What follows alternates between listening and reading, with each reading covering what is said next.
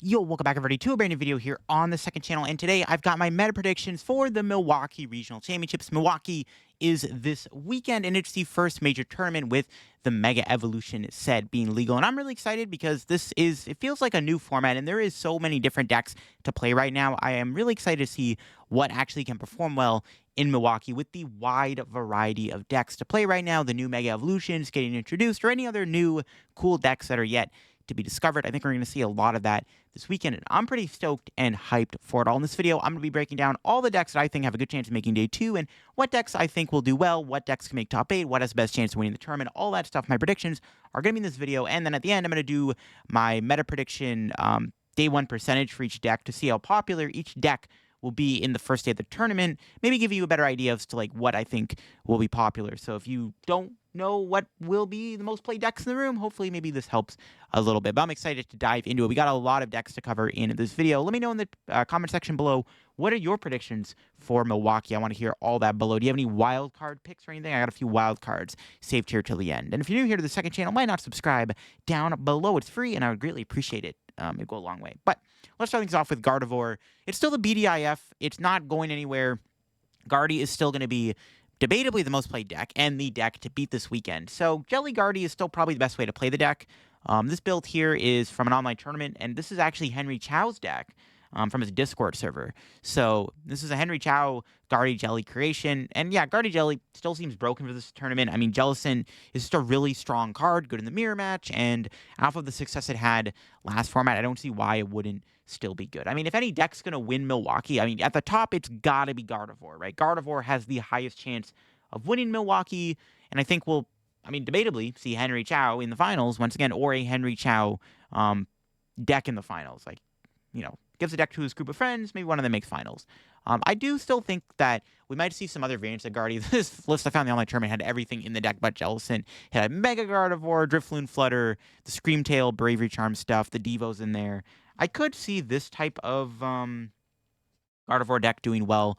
Also, I don't know how popular the other builds will be. Like, I think Jellison will be the most played Gardevoir variant by far, but I don't know how much other variants of Guardy we'll see. Like, the Mega Gardevoir definitely is cool, and I'm interested to see if anybody cooks a Mega Guardy list up for this tournament. I'm interested to see if anyone comes up with any ideas with the Drifloon, if people still stick to that. I mean, there's not really much tool removal right now in the format, which is really good for Drifloon. So I think Guardy still has some tricks up its sleeve, and I think these other variants will still do decent. I just think Jellison Guardy is going to be the most played Gardevoir deck. It's the strongest version of the deck, in my opinion, and it's the one that has the best room for skill, but also the best room for dealing with big threats, especially all the dark Pokemon in the format. Now, Dragapult is not going anywhere. I think Poltnor will still be played. I know Psyduck just came out, and Psyduck will obviously impact the amount of people who play this deck, but I wouldn't be surprised if Poltnor still ends up being popular. Dragapult could probably be like the 4th most played deck. We'll talk a little bit more about that later, but this is like another deck that will probably be in top 8. I mean, Dragapult's just that strong of a deck, and I think enough good players are going to pilot it, and we'll see Psyduck have like a similar effect to Shaman in the format, where I wouldn't be surprised if Dragapult still makes top 8 in this tournament. It's just another deck that good players will play it. It's a strong deck, realistically beats everything in the room, other than maybe Guardy, obviously, but Dragapult is just too strong of a deck, in my opinion, for it to not do well, and for, you know, big players to not be on it. I think its play rate will dip a little bit, and we'll talk a little bit more about that later. But yeah, wouldn't be surprised if one made top 8. Charizard's the other big story for this weekend. Charizard has a giant spike in play, mainly because of the Psyduck now making it possible to have a better matchup in a Dragapult. And with Guardy floating around, I mean, Charizard does have a good matchup in a Gardevoir, but it does kind of get held back by a few things. I think one of the main things that can hold Charizard back mostly is just the fact that Mew EX kind of bodies it. It can be susceptible to Devo. The builds that have been doing well in the online tournaments have been Charizard with Monkeys and no Dusknoir. I think Dusknoir is still really good in the deck. I know, like, it gets collateraled by the Psyduck stuff that people are teching for Dragapult, but, I mean, Dusknoir is just too good not to play in Charizard. It's actually really good against Gardevoir specifically. Charizard doesn't auto-win Guardy just because you have a dark Pokemon. Mew EX is a big issue for the deck, and even Monkey Dory can be a problem sometimes. So, like, Charizard doesn't beat Guardy 100% of the time. It's still honestly like 60-40 at best, depending on what you tech in your deck. But Zard is still a great deck for this weekend. It's something that I myself will most likely be playing, is a Charizard deck. I'm a big fan of Charizard for this weekend. I think it's a good play. And I wouldn't be surprised if there's actually going to be a really popular deck. And I do expect a few Charizard to make top 8. I think that will happen. I think Pulsar's really cool too. I want to highlight this deck real quick. This is a pretty good deck. I think it's an underrated deck right now, actually, in the meta. It's not the super amazing Charizard deck. I don't even know if it's the best way to play Charizard, but I am really high on Pulsar right now. This deck seems pretty solid in our meta because you kind of offset Charizard's weakness by playing a Dragapult, and you still take a pretty favored Guardy matchup. Like if you're playing Pidgeysard, it's kind of the same difference. And now you have a Dragapult in the deck, which I know is like technically worse than a Gardevoir, but at the same time, you can have a lot of really cool checkmate board states or really cool boards against Guardy where you have a Dragapult in play and you force the Guardy player into some weird spots where if like they answer the Charizard, they walk into like a Phantom Dive for like 3 prizes or something. It's actually a really cool archetype into Guardy. The matchup's actually a little bit better than you think. I think Pulsar's good. I like this deck a lot. I think it's the other Charizard variant I wanted to highlight in the video. Could it make top 8? It's possible if enough good players do decide to bring it. Grimmsnarl is also pretty solid. Obviously, this is like another deck that will rise in popularity for this weekend. Grimmsnarl is doing really good in the online tournaments. I think its play rate will shoot up in Milwaukee. I mean, another strong deck. I wouldn't be surprised if it made top 8. I think Grimmsnarl is really good. It is held back by still consistency issues, despite gaining Lily. But yeah, Grimm's good. It's fine in a Guardy. I think its Zard matchup's not bad either. So yeah, Grimm is really good for this weekend. I think its play rate will go up, and I would expect some big names to actually be playing Grimmsnarl. Just like another deck that I wouldn't be shocked if it made top 8 at Milwaukee. It's definitely possible for it to make top 8. Sarah Ledge is another deck where we're going to see this deck have a big showing this weekend. This is one that will probably also make top 8. It's the best turbo deck right now. It's actually a pretty solid deck. It is held back by a few weaknesses. It is a very linear deck, so obviously there are ways to counter it. Like, it loses to Crustle, ironically enough. It loses to Milotic. Like, if your opponent realizes Milotic is good and they can tech it in their deck, they might play it. Like, Sarah Ledge does have a lot of weaknesses, but it's still very powerful and strong nonetheless. And if your opponent doesn't really tech for it or like have a game plan against it, it just kind of runs through the opponent. It's the best way to play a turbo deck, in my opinion, and I'm a big fan of Sarah Ledge. Another deck I think that will have a decent chance of making top 8 for sure. I think it's going to be Sarah Ledge's first top 8. Wait, did it ever get top 8 in an Australian regionals? It might have, but I wouldn't be. It's first big top 8, like a giant tournament, anyways. Now, Goldengo, okay, Dengo is down a little bit. I mean, Charizard getting popular, Sarah Ledge getting popular, not great for the deck, but Goldengo's still solid. I'm not gonna play it personally. Like, I'm done with Dengo, but I think Goldengo will be fine. The Rock version will probably be the most played variant of the deck, but it is also very linear, and I actually think that the Togekiss build, it will be the one that actually a lot of the big players who play Goldengo will most likely be on. I would expect this variant to be the one that all the good players will play if they're playing Dango, because it just feels like the best way to play Goldengo right now. Like, Togekiss still kind of gives you all the same things it did last format. It makes your Charizard matchup way more winnable. It gives you a better time to Sarah Ledge, which it really just fixes your 2 worst matchups, which why not play the Togekiss over the Rocks? Like, the Rocks are nice, and the extra draw is good, and the early Soul Rock cheese is really good, but Togekiss is broken. Honestly, like, if I didn't do so bad at Pittsburgh with this deck, I probably would have played this deck to Milwaukee. It's definitely a decent play, but I think all the big players who played Goldengo will most likely be on Kiss again. Terror Box, another deck that I think some players will be on. Its success rate is carried over from the last format. Some people say this deck is worse this format. I disagree with that. I think Terror Box is still pretty solid. It feels like an underrated deck, actually, in all honesty. Like, I just don't see a lot of people talking about it. It's still pretty solid. It gains stuff like Mawile. You can also play Mega Kangaskhan. I think that's a cool addition if you want to try out the Kanga in the deck for some more onboard draw, because you are a Latias deck. Yeah, I like Terror Box. It's good. I wouldn't be surprised if a Terror Box actually made it into top 8. Another deck that could make top 8 for sure. Raging Bolt is interesting. Okay, now we're going to talk about a deck that I actually don't think will make top 8. I don't think we'll see a Raging Bolt in top 8. Bolt is still not the worst deck, and I think it'll actually still be semi-popular because people just like their Raging Bolts, but I actually don't think it's the best play for this weekend. It's one of the weaker decks you can play, in my opinion, that's on like a top 10 list, which I just posted. But I think Raging Bolt is still fine. I don't expect one to be in top 8, though, but it might still be semi-popular for sure. Flareon Eevee Box, much like Terra Box, is extremely underrated, and I think is getting a little bit underlooked right now. But it does suffer from some issues. Its Guardy matchup is not perfect. Dragapult is an okay-ish matchup, but Angel Light is weaker now that they have Lily's Determination in the deck. So the deck did get a bit weaker, but it does farm a lot of decks in the format. And I think it's still a fairly strong deck. Also, getting to use Leafeon is really cool against Grimmsnarl, which will be popular this weekend. Also, decent into Charizard. Yeah, I like Flareon. I mean, this could be a top 8 deck. Like, Terra Box or Flareon easily can make top 8 at this tournament, in my opinion, if the right players play it. Next up is the Joltik variant. Joltik box is good.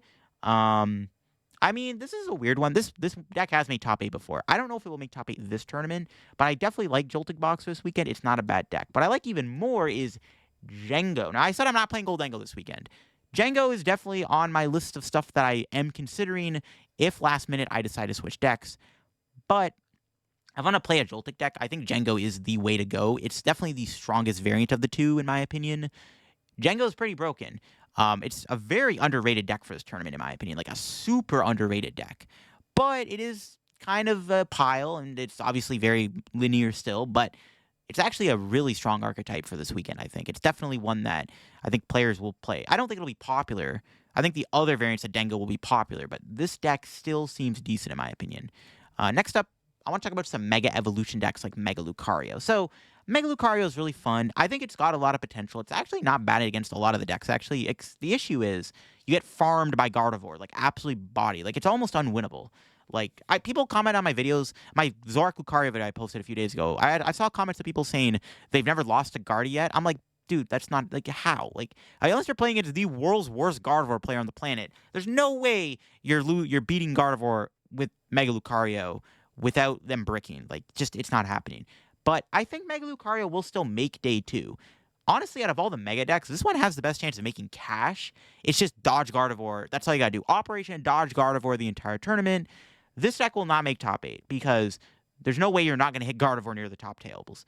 But if you want to make top 32, even top 64, it's definitely a decent archetype. This one will probably make either cash like top 32 or will make a top 64 run. That's my prediction. Mega Venusaur, I don't think will do as well. We'll probably see a couple in day 2. I don't think enough people are actually going to play this deck, but it is a fun deck. And I think it's cool, and it's definitely not a bad deck. But I don't expect this deck to do anything other than like have a couple day 2 pages. Control is interesting. So this one's been doing good in online tournaments. Is it a real thing, though, or is it just kind of an online Mickey farmer? I don't know, because it does feel like Control has been a fraud in the past. We've seen Control kind of go up and down in play rate, or in terms of like people being like, oh, we're so back, we're not back, we're so back, we're not back, ever since rotation when Control was actually like a pretty good deck. So I think Control is interesting. I haven't put time in with the deck. I can't tell you if this is actually good or not, but there's a chance that if any Control players go to this tournament and they decide to play the Control deck that's been doing well, we might see it have an okay run. Top 8? Question mark? I don't know. Next up is Crustle. I mean, this is another fraud deck, but Crustle's actually honestly not that bad. Apart from a bad Guardy matchup, it's pretty solid into most decks. And even with like Polnor on the decline, I mean, that's not bad for Crustle, actually. Even though you can play Psyduck, obviously, to make the matchup a little bit easier to manage. But yeah, Crustle's still like fine. I do like the Zor Crustle deck we've actually seen before. That deck's also really cool. That might actually be the best way to play Crustle, believe it or not. But yeah, Crustle will probably make day 2. Not top 8, that's obviously for sure. Just like Lucario, you're playing a deck that loses to Gardevoir, you're not making top 8. But you are potentially making cash, or at least day 2, like, for sure. Garchomp, I like this deck a lot. An underrated archetype. I don't really know if Garchomp can go far enough in the tournament, though. It doesn't seem as consistent as other decks in the format. But cash, top 64? Like Lucario, it's definitely possible. I think Garchomp is actually better than Lucario for this tournament just because it doesn't lose to Gardevoir. You actually can beat Gardevoir with this deck. Like, it's not unwinnable. It's still probably, honestly, Guardy favorite, let's be real here. But the matchup does seem a little bit closer now thanks to the fact that you're not weak to Psychic. And Garchomp is essentially the same thing as Lucario. It does similar damage, but it's got even more HP. It's a 2-prizer. It's got a free retreat. Pretty good stuff. And you get a bit of healing with Monkey if you don't want to play the Rose Raid package instead. Next up is Ho-Oh Armor Rouge. I mean, it's a cool deck. We've seen this deck actually have made cash runs before. It could make another top 32 run at Milwaukee for sure. It's definitely possible. The deck's underrated in my opinion. It's not a bad deck at all. It is maybe one of the better Iron Hands decks to bring to the tournament. Conkeldurr, I mean, last format we saw this deck pick up play. I mean, it might do well this weekend. It's still like a decent deck. I mean, it gains Premium Power Pro if you want to play that.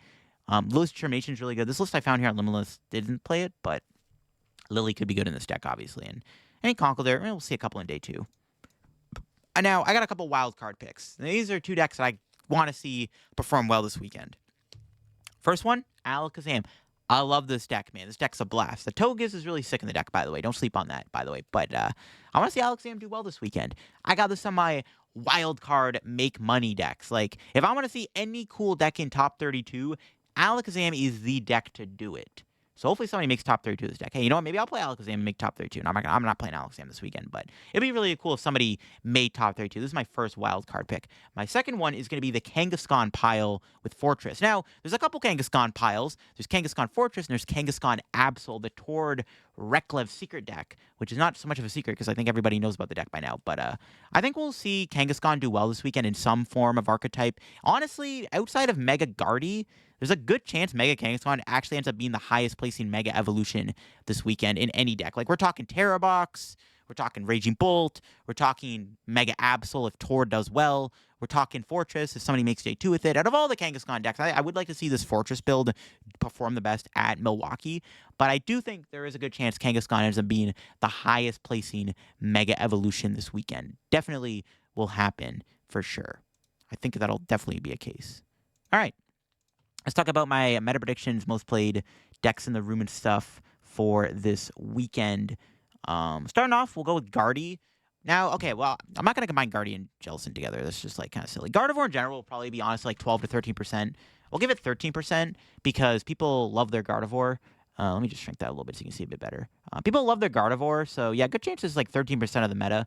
I think it'll be the most played deck. Like, it's definitely going to be up there. I think the second most played deck, though, will be Charizard at a whopping 12%. Yeah, that seems right. I mean, I don't know. Is Guardy at 12? Is Guardy 14%? I don't know. Charizard and Guardy are going to compete for, in my opinion, being the most played deck in the room by far. It'll be one of these two decks being the most played deck in the room. Gardevoir definitely will most likely be it because it's so strong. But Charizard's play rate is going to skyrocket. A lot of people are going to play Charizard. Because also it's Charizard. People like Charizard. Like, there is a reason why Charizard is Charizard. People like playing Charizard because it's, you know, the mascot of Pokemon basically at this point. So, I mean, Charizard will be either the most played deck or the second most played deck in the room. It'll be a slim margin between Guardy and Zard, in my opinion. I think in third place, we'll see... honestly, is Grim a hot take? I'm between Grim and Goldengo for third place in most played deck category. The issue with Grimmsnarl is people don't want to play it because it's like a headache to play. It's also like the Frost-sized damage counter is so annoying to do every turn. And it's also, there's so much math involved compared to any other deck in the format. I mean, people like Goldengo. And I mean, if we combine all the Dengo decks together, like, we're not talking Jengo, Goldengo will probably be like 11 to 10% of the format. And then maybe Grimmsnarl will be like 8%. I think Dragapult will also drop to 8%. I think Dragapult will be like the 5th most played deck or 4th most played deck. I know Dragapult is still really strong, and I still think good players are going to play it. I still think there will be a Dragapult in top 8 at Milwaukee, but I do think Dragapult's play rate is going to drop down a little bit, in my opinion. Oh, I forgot about... I didn't talk about Zoroark, did I? No, I didn't talk about Zoroark in my video. Okay, well, look, Zoroark can make top 8 too. Another deck making top 8 this weekend will be Zoroark. I forgot to mention Zoroark in this video. So that'll be the top 5, in my opinion. Is it... I don't know. Should Sarah Ledge be in the top 5, though? Is that the other, like... Honestly, like, Poltnor or Grim... Actually, you know what? We'll put Grim down to 7%. We'll put Sarah Ledge at 8%. The more I think about it, the more I'm like, nah, there's no way Grimmsnarl is going to be that popular. Like, the deck is good, and I think it's still a good play for this weekend, but I just don't think it... I don't think enough, like, casuals will play it. A casual deck, by far, the best one is Sarah Ledge. I can see Raging Bolt being, like, a 7 to 6% deck, though, also, besides Grim. Because, like, people like their Raging Bolt. Though I think Bolt kind of sucks. It'll probably still be at least 7% of the format. Joltik Box will be, like, 5%. Terra Box would probably be a 5%. I think Terra Box's play rate will decline because people are probably moving on from that deck. But the deck's still, like, decent enough. I think enough players will realize that. So, yeah, I can definitely see Joltik and Terra Box being tied at 5%. For sure. Zoroark, like a 3% deck. I don't think enough people really care about that deck. I think the deck's actually good. I just don't think people, like, really think about it too much. Jengo will be, like, a 3% deck, too, in my opinion. I think, like, okay, if we combine Goldengo and Goldengo Togus, Goldengo Scizor, and Goldengo Rocks together, it'll be the 10%, but the Jengo will be its own thing. Jengo 3% for sure. Joltik Box will probably be more popular than Jengo, but I think Jengo is still the better deck, but it'll still be underplayed in my opinion. Flareon will be like a 2% deck, maybe even 3%, maybe. If I'm kind, I'll give it a 3% deck. I don't think Control will be on... I mean, we'll give Control a 1%, because not enough people actually play Control. There will be people playing it, but it'll be like a 1% deck. And then, honestly, like...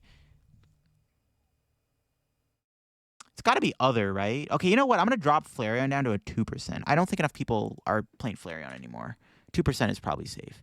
Pulsar will be like a 2% or 2. Maybe even honestly a 1% deck.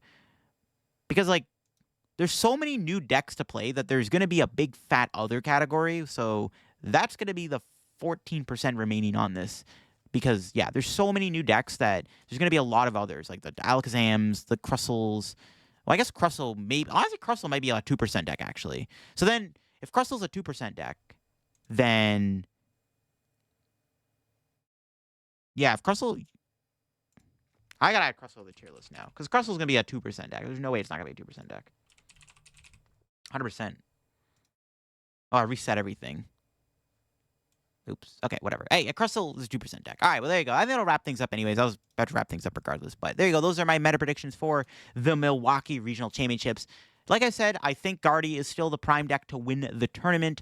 The most played decks in the room, it's going to be a tie between Guardy and Charizard. It's going to be close between the two. I'm predicting one of those two decks will be the most played deck in the room, and then I think Goldengo will be popular. Ceruledge will crack the top 5. The top 5 will most likely be Guardy, Charizard, Goldengo, Dragapult, and then Ceruledge / maybe Grimmsnarl. I'm back and forth on that. I just don't see enough players playing Grim. Like, Ceruledge is easier to play. You know, and people are more attracted to that. But I'm excited for this weekend. I cannot wait. My other wildcard prediction, we might see Mega Kangaskhan be the best performing Mega Evolution this weekend. That's my predictions. Hope you enjoyed, and I'll catch you on another video very soon. Let me know your predictions in the comments below. What do you think is going down on Milwaukee? Catch y'all later. Bye-bye.